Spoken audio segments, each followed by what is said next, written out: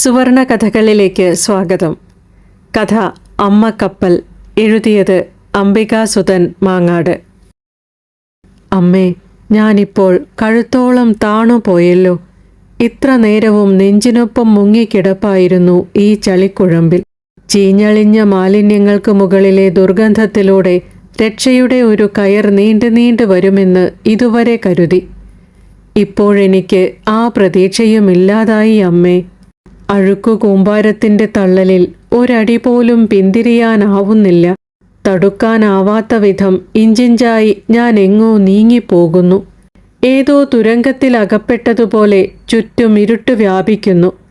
പുറത്തുനിന്നും അല്പാൽപമായി കേൾക്കാമായിരുന്ന മനുഷ്യബഹളങ്ങളും അവസാനിച്ചിരിക്കുന്നു. ഇനി ഒരു കയറും നീണ്ടുവരാനില്ല. ഏതാനും നിമിഷങ്ങൾ മാത്രമേ ബാക്കിയുള്ളൂവെന്ന് മനസ്സ് വിളറുന്നു. തുള്ളിത്തുള്ളിയായി ഞാൻ താണു പോകുന്നുണ്ട്. അന്ത്യശ്വാസത്തിനു മുമ്പ് എനിക്കമ്മയോട് കുറച്ചു കാര്യങ്ങൾ പറയാനുണ്ട്. ആദ്യം അമ്മ എനിക്ക് മാപ്പ് തരണം. രാവിലെ വീട്ടിൽ നിന്നിറങ്ങുമ്പോൾ കളവ് പറഞ്ഞതിന്. ഈ അഴുക്കുചാൽ ശുചിയാക്കാനാണെന്ന് പറഞ്ഞാൽ അമ്മ വിടില്ലല്ലോ. സാദാ പണിയുടെ 3 ഇരട്ടി കൂലി എന്ന പ്രലോഭനത്തിന് വഴങ്ങിയാണ് ഈ ദുർഗന്ധ കൂമ്പാരത്തിലിറങ്ങിയത്. ദുർഗന്ധമെന്നൊക്കെ പറഞ്ഞാൽ എന്തൊരു ദുർഗന്ധമാണ്! പണ്ടൊരിക്കൽ മുന്നാമ്പുറത്തെ വീടിൻ്റെ സെപ്റ്റിക് ടാങ്ക് പൊട്ടി എല്ലാം കൂടി നമ്മുടെ കുഞ്ഞു മുറ്റത്തേക്കൊഴുകി വന്നപ്പോൾ നമ്മൾ മൂക്കുപൊത്തി വീട്ടിൽ നിന്നും ഇറങ്ങിയോടിയില്ലേ? അതൊന്നും ഒരു നാറ്റമേ അല്ല അമ്മേ. അതിൻ്റെ ഒരു 1000 ഇരട്ടി സങ്കല്പിക്കാനാവുമോ? ഹോ, അത്രക്കുണ്ട് ഈ നാറ്റം. അമ്മക്ക് വിശ്വാസം വരുന്നുണ്ടാവില്ല.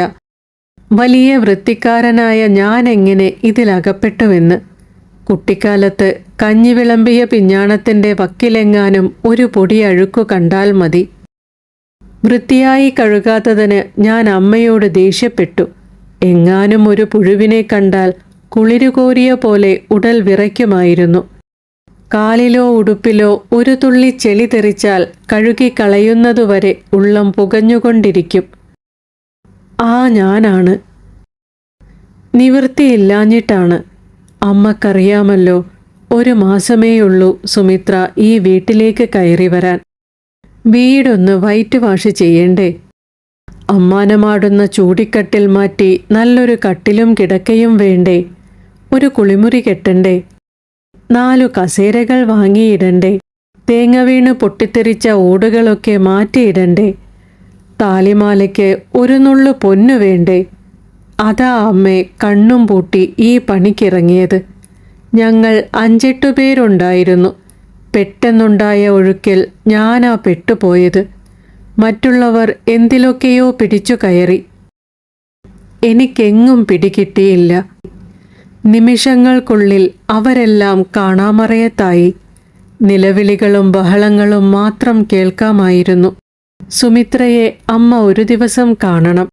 അവളോടും ഞാനൊരു കളവ് പറഞ്ഞിട്ടുണ്ട്. അതിന് മാപ്പ് ചോദിച്ചൂന്ന് പറയണം. ഇപ്പണിക്കിറങ്ങുകയാണെന്ന് കല്യാണപ്പെണ്ണിനോട് പറയാൻ കൊള്ളുമോ? പറഞ്ഞാൽ അവൾ സമ്മതിക്കുമോ? ഇന്ന് പണിക്കൊന്നും പോകുന്നില്ല, വിഴിഞ്ഞത്തേക്ക് മദർഷിപ്പ് കാണാൻ പോവുകയാണെന്നാ പറഞ്ഞത്. 2 നാൾ മുമ്പ് നങ്കൂരമിട്ട സാൻ ഫെർണാണ്ടോ എന്ന കപ്പലിനെ വാട്ടർ സല്യൂട്ട് നൽകി ബഹുമാനത്തോടെ നമ്മുടെ രാജ്യം സ്വീകരിച്ചതല്ലേ? ഓർമ്മയില്ലേ അമ്മയ്ക്ക്? മിനിഞ്ഞാന്ന് ഒരു കൂറ്റൻ ചുവന്ന കപ്പലിനെ മൊബൈലിൽ കാട്ടിത്തന്നത്. അദാനിയുടെ തുറമുഖം വന്നതോടെ നമ്മുടെ രാജ്യം പുരോഗതിയിൽ റോക്കറ്റ് പോലെ കുതിച്ചുയർന്നില്ലേ? എന്താ അല്ലേ? ഞാൻ അവളോട് വെറുതെ ചോദിച്ചമ്മേ, വിഴിഞ്ഞത്തേക്ക് വരുന്നോന്ന്. ഇന്നോ നാളെയോ അമ്മക്കപ്പൽ കൊളംബോവിലേക്ക് വിട്ടാൽ പിന്നെ കാണാനൊക്കില്ലല്ലോ. അന്നേരം സുമിത്ര പറയുകയാണ്, അവളും കൂട്ടുകാരികളും ഉച്ചയ്ക്കു ശേഷം സിൽക്ക് വേൾഡിൽ നിന്നും ലീവെടുത്ത് അംബാനിയുടെ മകൻ്റെ കല്യാണം കാണുമത്രേ. ഏതോ ചാനലിൽ ലൈവ് ഉണ്ടത്രേ. എനിക്ക് സംശയം തോന്നി. ഞാൻ അദാനിയെ പൊക്കി പറഞ്ഞപ്പോൾ അവൾ അംബാനി ചുരികെ എടുത്തതാണോ? 5000 കോടി രൂപയൊക്കെ മുടക്കി ഒരു കല്യാണം നടത്തുന്നത് മഹാധൂർത്തും അഹങ്കാരവുമല്ലേ എന്ന് ചോദിച്ചപ്പോൾ അവൾ പറയുകയാണ്, എന്ത് ധൂർത്ത്! ശരാശരി ഇന്ത്യൻ കുടുംബം ആസ്തിയുടെ 10% വരെ ഒരു കല്യാണത്തിന് മുടക്കുന്നുണ്ട്. അംബാനിയാകട്ടെ സമ്പത്തിൻ്റെ 0.5% ചെലവിടുന്നുള്ളൂ. അതിലെന്താ തെറ്റ്? സുമിത്രയുടെ ആ കണ്ടുപിടിത്തത്തിന് ഞാൻ തലകുലുക്കി. 0.5% 5000 കോടിയെങ്കിൽ അംബാനിയുടെ ആകെ സ്വത്ത് എത്രയുണ്ടാകും? ആലോചിച്ചപ്പോൾ എനിക്ക് തല ചുറ്റി, തൊണ്ട വരണ്ടു. തുടർന്ന് അവൾ കല്യാണച്ചെക്കനും പെണ്ണും ബന്ധുക്കളും അണിയുന്ന വസ്ത്രങ്ങളും ബ്രാൻഡുകളും വിലകളും പറഞ്ഞുകൊണ്ടിരുന്നു. ഓരോന്നിനും കോടികൾ വിലമതിക്കും. സെയിൽസ് ഗേൾ ആയതുകൊണ്ടായിരിക്കാം സുമിത്രയ്ക്ക് എല്ലാം അറിയാമായിരുന്നു. എനിക്ക് ശുചീകരണത്തിനിറങ്ങാൻ സമയമായിരുന്നു. വിഴിഞ്ഞത്തേക്കുള്ള ബസ് വരുന്നുണ്ട് എന്ന് പറഞ്ഞ് ഞാൻ ഫോൺ കട്ടാക്കി ചളിത്തോട്ടിലേക്കിറങ്ങി. അമ്മേ, ഇങ്ങനെ ഓരോ ചിന്തയിലേക്ക് മുങ്ങുമ്പോൾ എനിക്കെൻ്റെ വേവലാതികൾ കുറേശ്ശെ മറക്കാനാവുന്നുണ്ട്. എന്തായാലും അദാനി അംബാനിമാരെ കൊണ്ട് നമ്മുടെ രാജ്യം അനുദിനം ശ്രേയസ്സിലേക്ക് കുതിക്കുകയല്ലേ. ഇത്ര സൗകര്യമുള്ള പോർട്ട് ഏത് രാജ്യത്താണുള്ളത്? അംബാനി കല്യാണം പോലെ ഒരു മാമാങ്കം ലോകത്തിൽ മറ്റാർക്കെങ്കിലും സാധിക്കുമോ? അയ്യോ അമ്മേ, എൻ്റെ പിൻകഴുത്തിൽ എന്തോ നക്കി. കൈ ഉയർത്തി തട്ടിക്കളയാനും പറ്റുന്നില്ല. അനക്കാനാവാത്ത വിധം കൈകൾ ചളിയിൽ ഉറച്ചു പോയിട്ടുണ്ട്. അതാ വീണ്ടും ആ ജീവി നക്കുന്നു. പാമ്പായിരിക്കുമോ? എനിക്ക് പേടി വിറവന്നു. തല ശക്തിയായി കുടഞ്ഞപ്പോൾ നക്കൽ നിന്നു. എന്തായിരിക്കും ആ ജീവി? അത് കഴുത്തിൽ ചുരഞ്ഞ് ശ്വാസം മുട്ടിച്ച് കൊല്ലുമോ? ഏയ്, തോന്നലായിരിക്കും. ഈ മാലിന്യ കൂമ്പാരത്തിൽ ജീവനുള്ള എന്തെങ്കിലും ബാക്കിയുണ്ടാകുമോ? ഒരിക്കലും ഉണ്ടാവില്ല. ഞാൻ സമാധാനിച്ചു. അമ്മേ, ഇതാ ഒന്നുകൂടി ആഴത്തിലേക്ക് ഞാൻ നീങ്ങിപ്പോകുന്നു. അരയ്ക്ക് താഴെ എനിക്ക് അനക്കാൻ പറ്റുന്നില്ല. നെഞ്ചിന് താഴോട്ട് ജീവനുണ്ടോ എന്നു തന്നെ സംശയമുണ്ട്. കഴുത്തു കഴിഞ്ഞ് കീഴ്ത്താടി വരെ എത്തി ചളി. കുറച്ചു നിമിഷങ്ങൾ കൂടി കഴിഞ്ഞാൽ ഞാനില്ലെങ്കിൽ അമ്മ എങ്ങനെ സഹിക്കും? അമ്മയ്ക്ക് വേറെ ആരുണ്ട്? കിടപ്പിലായ അമ്മയെ എടുത്ത് ആര് കുളിപ്പിക്കും? ആര് വായിൽ ഭക്ഷണം വെച്ചു തരും?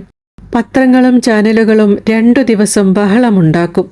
പിന്നെ ആരുമുണ്ടാവില്ല. എല്ലാവരും മറക്കും. പക്ഷേ അമ്മയ്ക്കെന്നെ മറക്കാനാവുമോ? മരണം വരെ എന്നെ ഓർത്ത് അമ്മ ഉരുകിക്കൊണ്ടിരിക്കില്ലേ? ആരാണമ്മേ എനിക്ക് ഈ ദുർഗതി ഉണ്ടാക്കിയത്? എൻ്റെ ജീവനെ ഇങ്ങനെ കുടുക്കിയത്? പണ്ട് ഇത് നല്ല തെളിഞ്ഞ വെള്ളമൊഴുകിയിരുന്ന തോടായിരുന്നില്ലേ? ചുറ്റും നഗരം വളർന്നപ്പോൾ കഷ്ടകാലം തുടങ്ങി. എനിക്ക് നല്ല ഓർമ്മയുണ്ട്. അമ്മ കുട്ടിക്കാലത്ത് ഈ തോട്ടിൽ കുളിക്കുകയും നനക്കുകയും ചെയ്ത കഥകൾ പറഞ്ഞത്. കണ്ണാടി പോലെ അടിത്തട്ട് കാണാവുന്ന ചാല്. പലതരം മീനുകൾ യഥേഷ്ടം പാഞ്ഞു നടന്നു. തവളകളും നീർക്കോലികളും തക്കം പാർത്തിരുന്നു. കരയിലും വെള്ളത്തിലും ധാരാളം ആമകൾ. മെല്ലെ മെല്ലെ ഇഴയുന്ന കാരിരുമ്പിൻ്റെ പുറന്തോടുള്ള പാവം ജീവികൾ. അതുകൊണ്ടായിരിക്കുമല്ലേ ഈ ചാലിന് ആമയിഴഞ്ചാൻ തോട് എന്ന പേരുണ്ടായതും. നല്ല പേര്. പക്ഷേ ഇന്നത്തെ കാലത്ത് ആമയെപ്പോലെ ഇഴഞ്ഞാൽ എവിടെയെങ്കിലും ആരെങ്കിലും എത്തുമോ? റോക്കറ്റ് പോലെ കുതിക്കണ്ടേ? എൻ്റെ ചെറുപ്പകാലമായപ്പോഴേക്കും ആളുകൾ തോട്ടിലിറങ്ങാതായി. അത് വേസ്റ്റ് വലിച്ചെറിയാനുള്ള കുപ്പത്തൊട്ടിയായി. കക്കൂസ് മാലിന്യം തുറന്നുവിടാനുള്ള ചാലായി. വീടുകളിലൊക്കെ പൈപ്പ് വെള്ളം വന്നതിനാൽ ആർക്കും തോട് വേണ്ടാതായിരുന്നു. 7ാം ക്ലാസ്സിൽ പത്മനാഭൻ പിള്ള സാർ കവിത പഠിപ്പിക്കുമ്പോൾ പറഞ്ഞതിപ്പോഴും എനിക്ക് ഓർമ്മയുണ്ട്. ഭൂമിയുടെ ചോര ഞരമ്പുകളാണത്രേ നദികളും ചാലുകളുമെല്ലാം. മനുഷ്യൻ്റെ ചോരക്കുഴലുകൾ പോലെ പവിത്രമായി സൂക്ഷിക്കേണ്ടവയാണ്. മാഷ് നന്നായി കവിത ചൊല്ലുമായിരുന്നു. ഇനി വരുന്നൊരു തലമുറയ്ക്ക് ഇവിടെ വാസം സാധ്യമോ എന്ന പാട്ട് മുഴക്കമുള്ള ശബ്ദത്തിൽ മനസ്സിൽ തട്ടി മാഷ് പാടുമ്പോൾ എനിക്ക് സങ്കടവും പേടിയും ഒന്നിച്ചുണ്ടാകുമായിരുന്നു. വർഷങ്ങൾ കഴിഞ്ഞ് ഒരു സന്ധ്യയ്ക്ക് പിള്ളസാർ ഒരു വലിയ പ്ലാസ്റ്റിക് പൊതി തോട്ടിലേക്ക് വലിച്ചെറിയുന്നത് ഞാൻ എൻ്റെ കണ്ണുകൊണ്ട് കണ്ടു. അമ്മേ, ഇപ്പോഴെനിക്ക് പുതിയൊരാശയം തോന്നുന്നുണ്ട്. ജീവപര്യന്തത്തിനും തൂക്കുകയറിനുമൊക്കെ വിധിക്കുന്നവരെ ഒരു ദിവസം മുഴുവൻ ഈ മാലിന്യച്ചെളിയിൽ കഴുത്തോളം മുക്കി നിർത്തണം. അതിൽ കൂടിയ ശിക്ഷ വേറെ എന്ത്? ശിക്ഷ കഴിഞ്ഞാൽ അവർ നല്ല മനുഷ്യരായിക്കൊള്ളും. എനിക്കുറപ്പുണ്ട്. അതുപോലെ അഴിമതിക്കാരായ നേതാക്കളെയും കൈക്കൂലിക്കാരായ ഉദ്യോഗസ്ഥരെയും കള്ളന്മാരെയും കൊള്ളക്കാരെയും നിലപാടില്ലാത്ത കലാകാരന്മാരെയുമൊക്കെ ഇങ്ങനെ നരകം കാണിച്ചു കൊടുക്കണം. അയ്യോ അമ്മേ, ഞാനിതാ വീണ്ടും താണു പോകുന്നു. ഭാഗ്യത്തിന് വായ പൂട്ടിയതുകൊണ്ട് ചളി ഉള്ളിൽ കയറിയില്ല. ഈ നിമിഷം അമ്മയെ ഒന്ന് കെട്ടിപ്പുണരണമെന്ന് സത്യമായിട്ടും എനിക്ക് തോന്നുന്നുണ്ട്. സുമിത്രയെ സമാധാനിപ്പിക്കാൻ അമ്മ മറക്കല്ലേ. അവൾക്ക് നല്ലത് വരുമെന്ന് അനുഗ്രഹിക്കണേ. ചളിയിൽ മൂക്ക് മുട്ടലായി അമ്മേ. ഹാ, പഴുതാര പോലെ എന്തോ ഒന്ന് വിറച്ചിലോടെ എൻ്റെ മൂക്കിനുള്ളിലേക്ക് കയറുന്നു. തൊണ്ടയിലൂടെ പതുക്കെ അത് താഴോട്ടിറങ്ങുന്നു. ചളി കയറാതിരിക്കാൻ കണ്ണുകൾ ഇറുക്കിയടച്ചു. ദൈവമേ, എനിക്ക് ശ്വാസം മുട്ടുകയാണല്ലോ. ഹാവൂ, ആരോ എന്നെ ഇരുളിൽ മൃദുവായി സ്പർശിക്കുന്നുണ്ട്.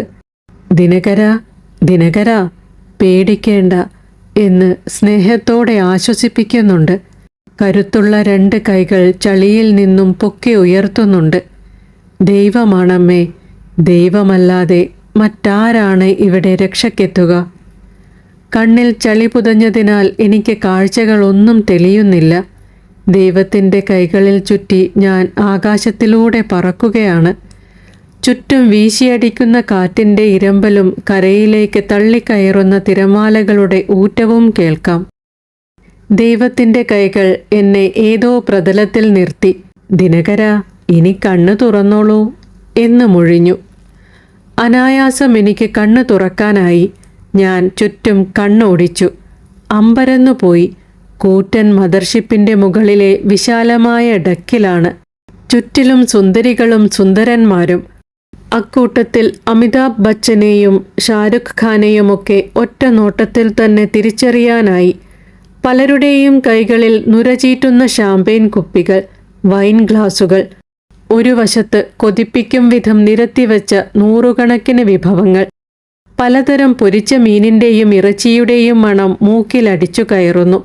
ജാള്യതയോടെ ഞാൻ എൻ്റെ ഉടലിലേക്ക് നോക്കി. അത്ഭുതം, ചളിയൊന്നുമില്ല. അലക്കിത്തേച്ച വസ്ത്രം ധരിച്ച് മീതെ ടൈയും കെട്ടി നിൽപ്പാണ് ഞാൻ. അന്നേരം എൻ്റെ കൈകൾ കവർന്നു നിൽക്കുന്ന ദൈവങ്ങളെ നോക്കി ഞാൻ അന്തിച്ചുപോയി. ഇടതുവശത്ത് അദാനിയും വലതുവശത്ത് അംബാനിയും. സ്നേഹപാരവശ്യത്തോടെ എൻ്റെ കവിളുകളിൽ ഒരുമിച്ച് ചുംബിച്ചുകൊണ്ട് അവർ ഒരേ ഈണത്തിൽ ഉരുവിട്ടു. ഭയം വേണ്ട ദിനകരാ, ഞങ്ങൾ കൂടെയില്ലേ? തിന്നാനും കുടിക്കാനും ആനന്ദിക്കാനും കണ്ടില്ലേ വേണ്ടുവോളം ഇവിടെയുണ്ട്. ആനന്ദാതിരേകത്താൽ മൂട്ടിൽ തീപിടിച്ച റോക്കറ്റ് പോലെ ഞാൻ ആകാശത്തിലേക്ക് കുതിച്ചു പൊങ്ങിയേനെ.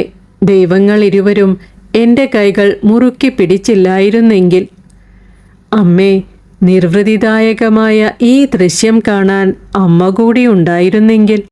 ചോര നിറമുള്ള വൈൻ നിറച്ച ചില്ല് ഗ്ലാസ് ആരോ എൻ്റെ കയ്യിൽ വെച്ചു തന്നു. ആർത്തിയോടെ ഞാനത് ഒറ്റയടിക്ക് വലിച്ചു കയറ്റി. അപ്പോൾ ഒരു കൂട്ടം അല്പവസ്ത്രധാരികളായ സുന്ദരികൾ മുന്നിലേക്ക് വന്ന് നൃത്തച്ചുവടുകൾ തുടങ്ങി. മറ്റുള്ളവരും താളം ചവിട്ടാൻ തുടങ്ങി.